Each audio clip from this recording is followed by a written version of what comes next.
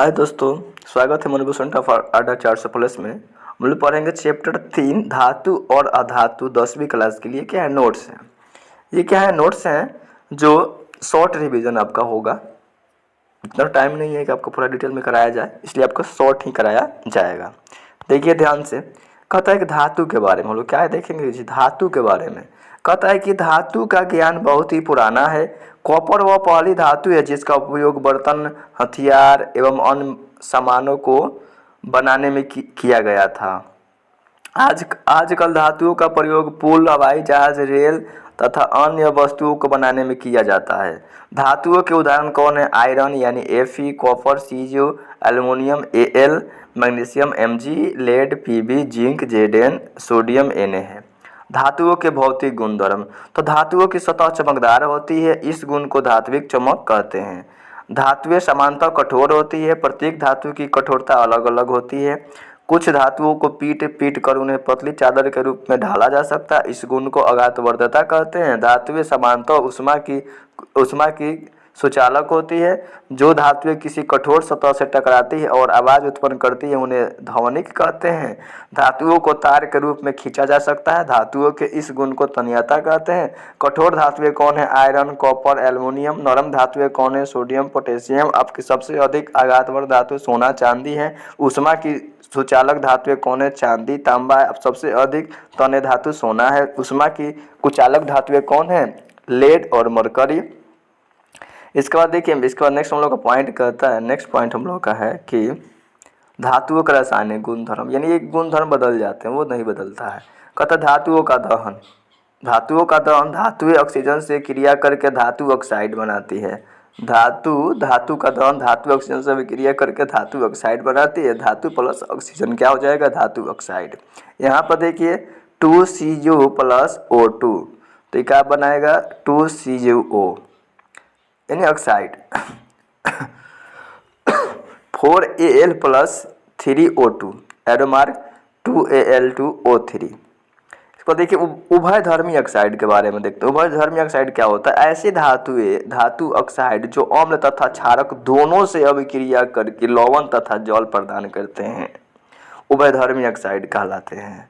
देखिए इसका उदाहरण क्या बोलेंगे? Cl2O3 plus 6HCl, arrow mark 2ClH3 plus 3H2O। उसका फिर क्या कहता है कि Al2O3 plus 2NaO3 2NaOH, arrow mark 2NaAlO2 plus 2H2O। इसको बोलेंगे एल्युमिनियम सोडियम एल्यूमिनेट। अब देखिए जी एनोडीकरण के बारे में देखा जाए। कहता है कि एल्युमिनियम पर मोटी ऑक्साइड की परत बनने की प्रक्रिया है। एनोडीकरण क्या है? तो एल्युमिनियम पर मोटी ऑक्साइड की परत बनने की प्रक्रिया है। ये वायु के संपर्क में आने पर एल्युमिनियम पर ऑक्साइड की पतली परत का निर्माण होता है। एल्युमिनियम ऑक्साइड की परत इसे संक्षारण से बचाती है। इस परत को मोटा करके इसे संक्षारण से अधिक सुरक्षित किया जाता है। एनोडीकरण के लिए एल्युमिनियम की एक साफ वस्तु को एनोड बनाकर तनु सल्फ्यूरिक अम्ल के साथ इसका विद्युत अपघटन किया जाता है, तब ऐसा कराया जा सकता है। अब कहता है कि धातुओं की जल के साथ अभिक्रिया। धातुएं जल के साथ अभिक्रिया करके हाइड्रोजन गैस तथा धातु ऑक्साइड उत्पन्न करती है। धातु जल एरो मार्क क्या है? Oxide hydrogen. यहाँ पर देखिए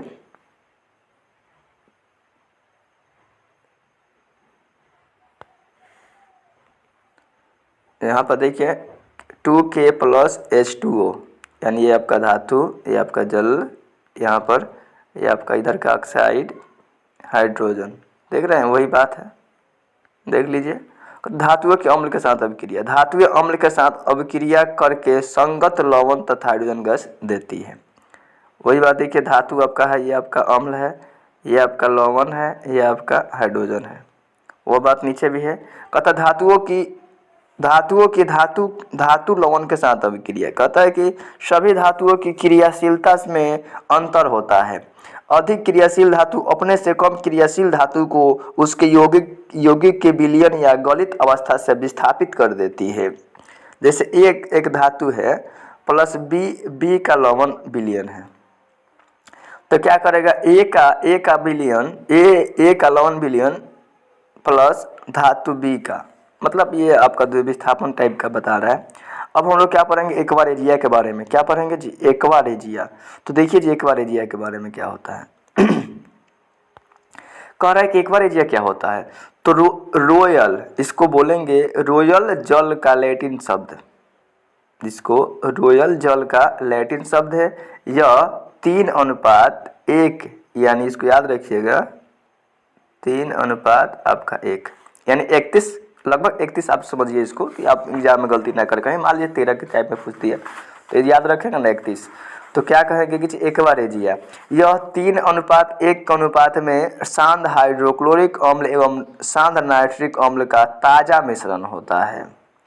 ठीक है, तो सांद्र हाइड्रोक्लोरिक अम्ल कितना बोलेंगे, 3 बोल देंगे, और सांद्र नाइट्रिक अम्ल क्या बोलेंगे, तो 1 अनुपात में रहता है, ताज़ा मिश्रण होता है। यह गोल्ड को भी गला सकता है।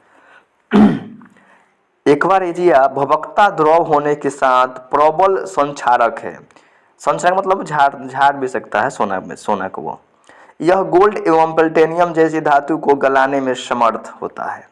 सक्रियता श्रेणी क्या है, तो देखते हैं, धातुओं की क्रियाशीलता को आरोही क्रम में व्यवस्थित करने पर जो सूची प्राप्त होता है उसे सक्रियता श्रेणी कहते हैं। सबसे अधिक क्रियाशील धातु सोडियम और पोटेशियम है। कहता है सबसे कम क्रियाशील धातु क्या है, गोल्ड और प्लेटिनम है। कहता है धातुओं की तुलना में अधातुओं की संख्या कम होती है। अधातु के बारे में, तो धातु की तुलना में अधातुओं की संख्या क्या होती है, कम होती है। उदाहरण के लिए सल्फर, आयोडीन, ऑक्सीजन, हाइड्रोजन, ये क्या है, आपके अधातु हैं। ब्रोमीन एक ऐसी अधातु है जो द्रव अवस्था में होती है। इसके अलावा सभी अधातुएं या तो ठोस होती है या गैस। अब देखिए अधातुओं के गुणधर्म के बारे में देखते हैं। अधातुएं अघाट वर्ध नहीं होती है, अधातुएं तन्य नहीं होती है, वे भंगुर होती है। अधातुएं उष्मा की कुचालक होती है, अधातु में चमक नहीं होती है, अधातु के गलनांक एवं क्वथनांक अपेक्षाकृत कम होते हैं। अधातुएं कमरे के ताप पर ठोस, द्रव, गैस के रूप में हो सकती है। इसके बाद देखते हैं पॉइंट हम लोग अधातु के बारे में। कहता है अधातुओं की रासायनिक अभिक्रिया। ऑक्सीजन के साथ अधातुओं की अभिक्रिया। अधातु ऑक्सीजन के साथ क्रिया करके अम्लीय ऑक्साइड बनाती है। क्या बनाती है, अम्लीय ऑक्साइड बनाएगी। ये आपका अधातु था, ये आपका ऑक्सीजन था, क्या बनाया, तो अधातु ऑक्साइड। कार्बन डाइऑक्साइड बोलेंगे इसको, सल्फर ऑक्साइड। ठीक है, इसके बाद देखिए कहता है अधातु के साथ अम्लीय प्रकृति के होते हैं। अधातुओं के साथ ऑक्साइड अम्लीय प्रकृति के होते हैं एवं जल में घुलकर अम्ल देते हैं। CO2 प्लस H2O, एरो मार्ग H2O CO3, इसको क्या बोलेंगे, कार्बोनिक अम्ल। देखिए अम्ल के साथ अभिक्रिया। अधातुएं सल्फ्यूरिक अम्ल और नाइट्रिक अम्ल के साथ अभिक्रिया करती है। उदाहरण के लिए S प्लस 2H2SO4, एरो मार्ग 3SO4 plus 2H2O plus 5HNO3।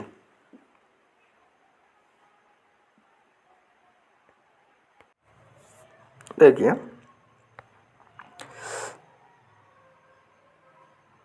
यहाँ तक ठीक है। इसके बाद क्लोरीन के साथ अभिक्रिया। अधातुएं क्लोरीन के साथ अभिक्रिया करके क्लोराइड बनाती है। ठीक है, सल्फर मोनोक्लोराइड। यहाँ पर देख लीजिए हाइड्रोजन से अभिक्रिया करके, अधातु हाइड्रोजन के साथ अभिक्रिया करके संयोजक हाइड्राइड बनाती है। सल्फर हाइड्राइड पढ़ेंगे इसको। अब देखिए उत्कृष्ट गैस के बारे में। तो उत्कृष्ट gas helium, neon, argon, Xeon.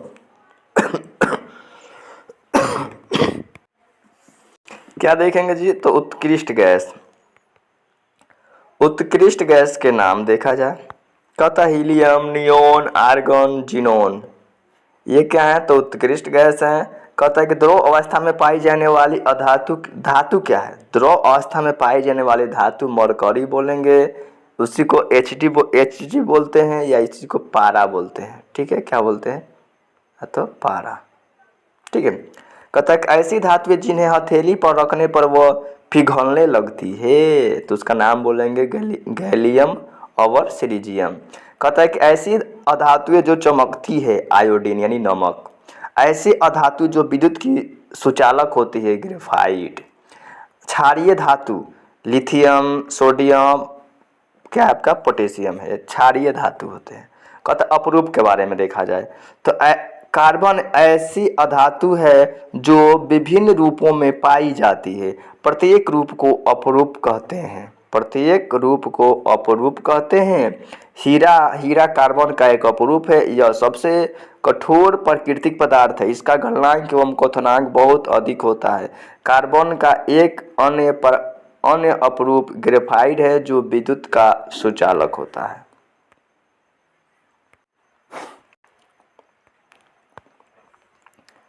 अब देखिए जी, इसी का पार्ट 2 देखते हैं। तो क्या कहता है कि आयनिक यौगिक धातु से अधातु में इलेक्ट्रॉन के स्थानांतरण से बने यौगिक को आयनिक यौगिक या वैद्युत संयोजक यौगिक कहा जाता है।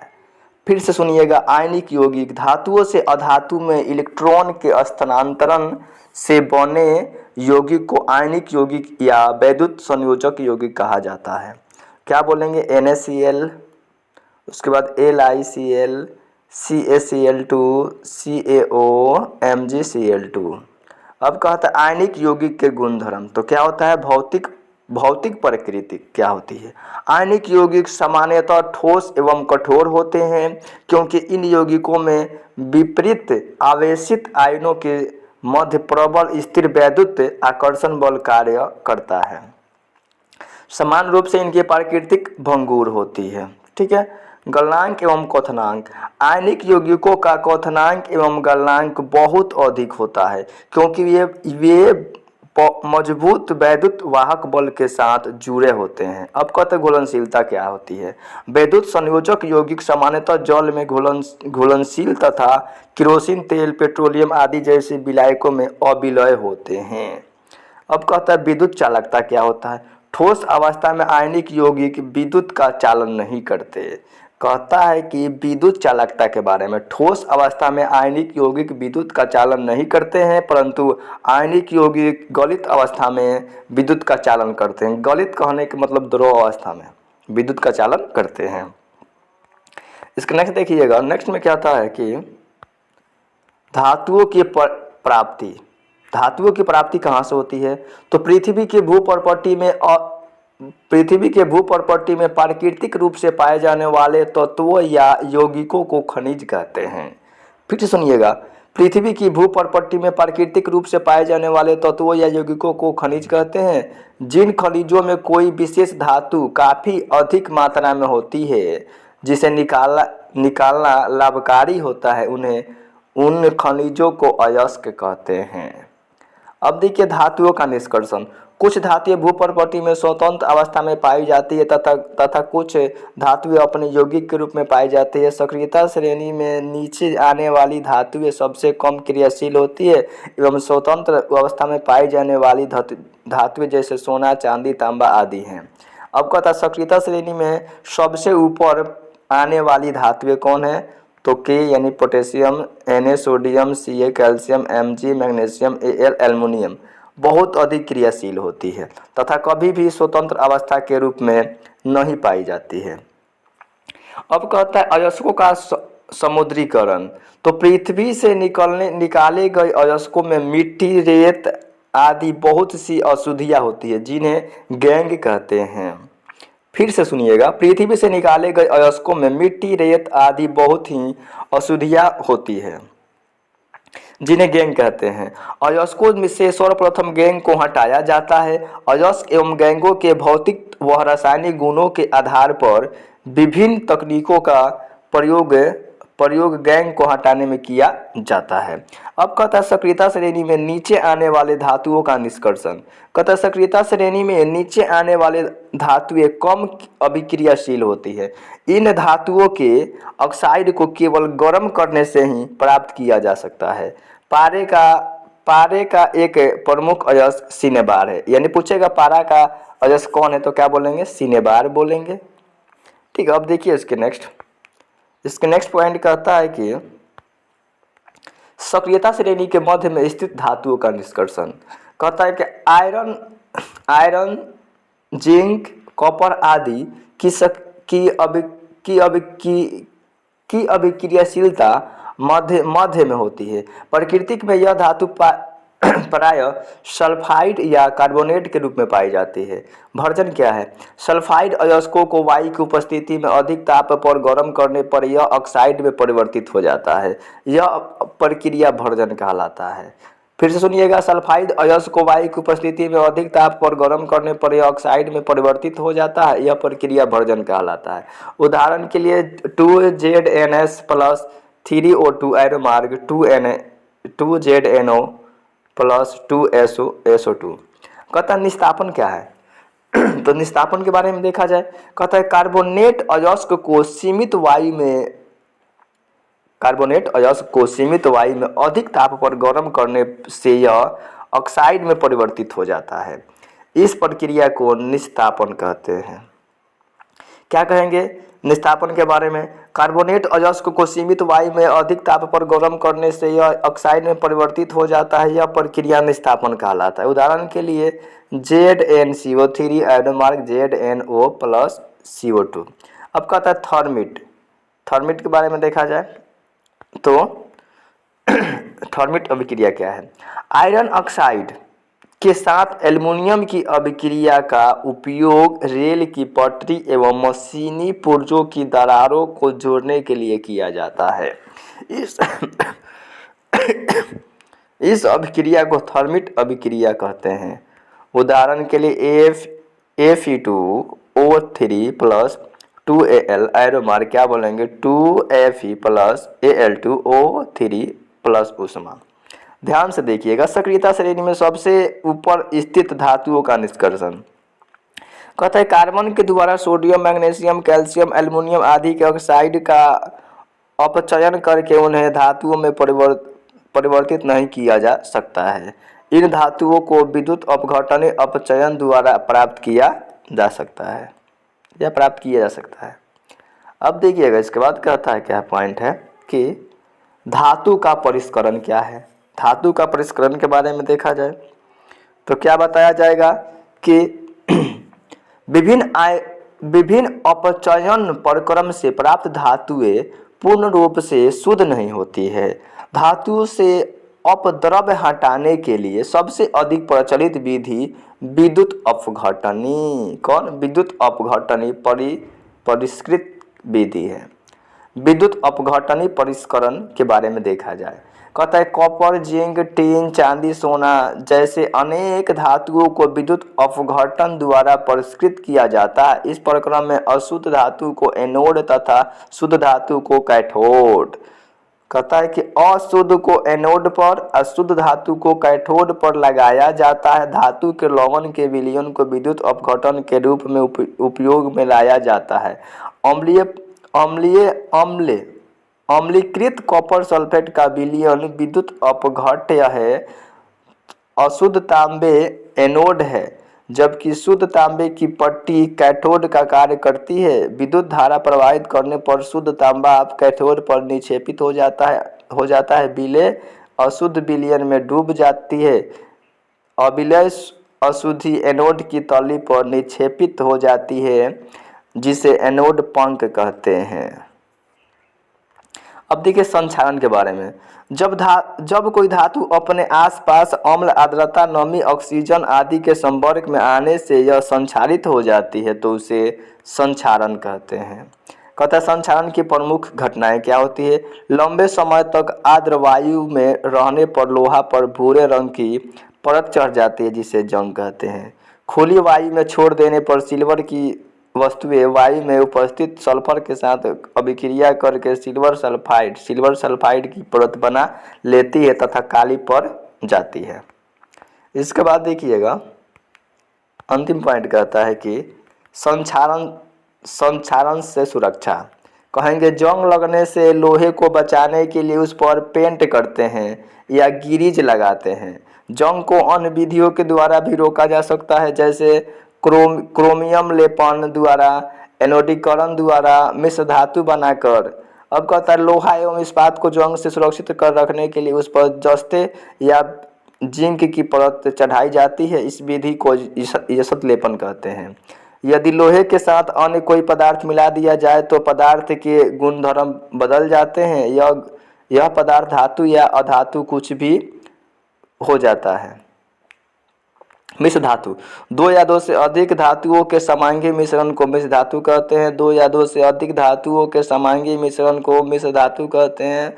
अब देखिए पीतल में कौन कौन सा अवयव होता है। कॉपर अवर आपका जिंक होता है। कॉपर अवर इसमें क्या होता है Sn।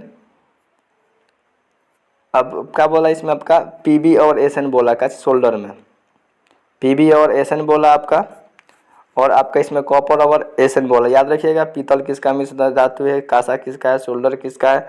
अब देखिए पीतल का इस्तेमाल कहाँ होता है, बर्तन बनाने या मूर्ति बनाने में, बर्तन या मूर्तियाँ में। इसमें क्या बोला, विद्युत तारों की वेल्डिंग में।